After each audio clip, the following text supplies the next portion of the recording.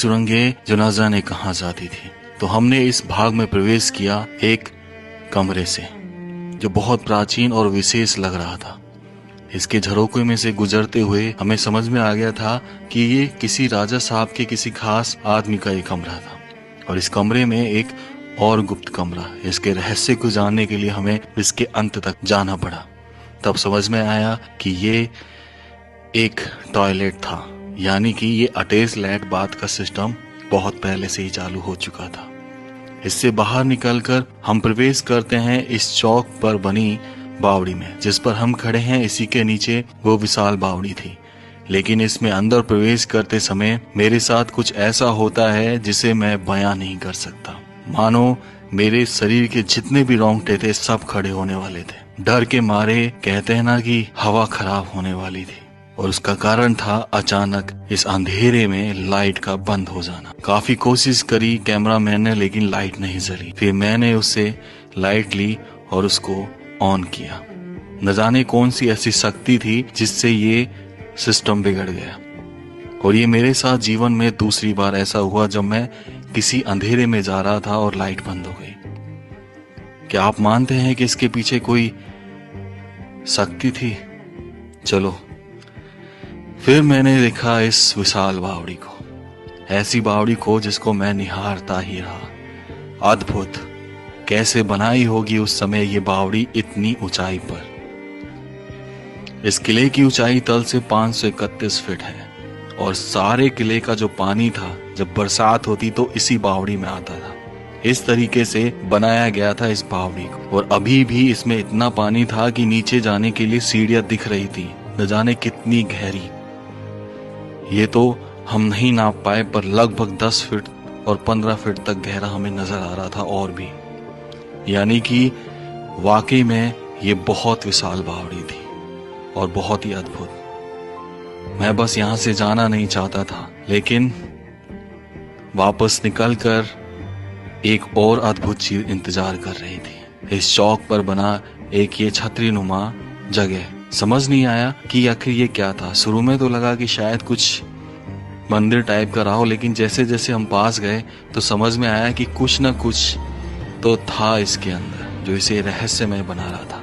मैंने कैमरा डाल के देखा तो हमें नजर आती है एक ऐसी सुरंग जो न जाने कहां जाती है। बहुत गहरी थी, जिसमें उतरना इम्पॉसिबल नहीं था। इम्पॉसिबल था हमारे लिए, क्योंकि उतर भी जाते तो ऊपर आ नहीं सकते थे। लेकिन कुछ तो राज था जो इस छतरी के नीचे दफन है। क्या था वो राज, ये मैं नहीं जान पाया। और ये कहां जाती है सुरंग, ये भी नहीं बता सकता था। अगर मैं चला भी जाता तो कोई गारंटी नहीं थी कि मैं वापस आता। इसलिए मुझे ऊपर से ही वापस आना पड़ा। इसी चौक में सामने था राजा का दरबार। वो दरबार जहां राजा का सिंहासन लगा करता था, जिसे नीले कलर के नेचुरल कलर से पेंट किया गया था, जो आज भी ऐसा लग रहा था मानो कल ही पेंट किया गया हो। और यहाँ पर हर कमरे के नीचे एक तहखाना। न जाने ये तहखाने क्यों बनाए जाते थे। और मैंने एक एक करके हर तहखाने को देखा।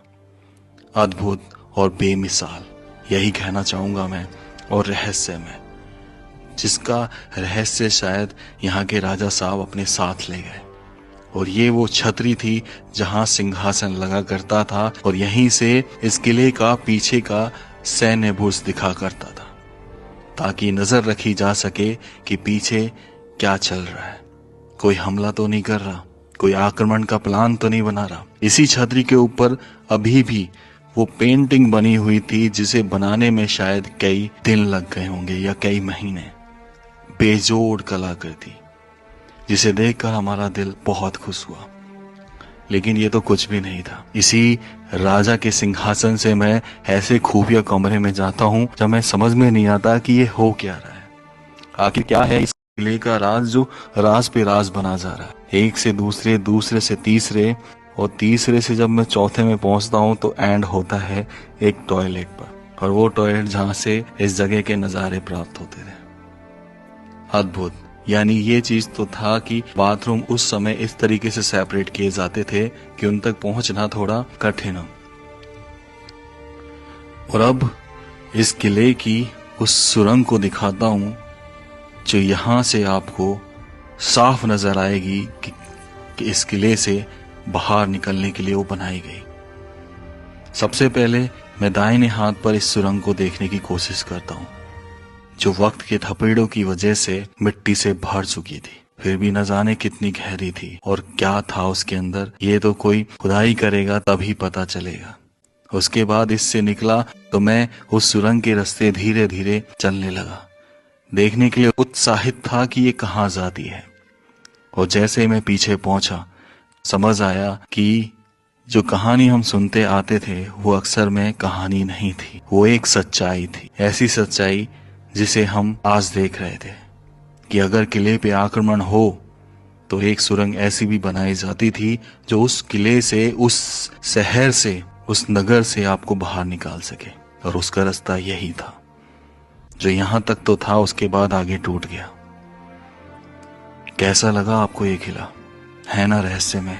अब इस किले के व्लॉग को अंत करने का समय आ गया। मैं जानता हूँ बहुत सारे लोग अभी तक देख रहे होंगे और कह रहे होंगे कि अभी और, लेकिन आप जितनी गहराई में जाओगे वो डूबते चले जाओगे और आपको एहसास भी नहीं होगा कि ये चीजें कैसे हुई।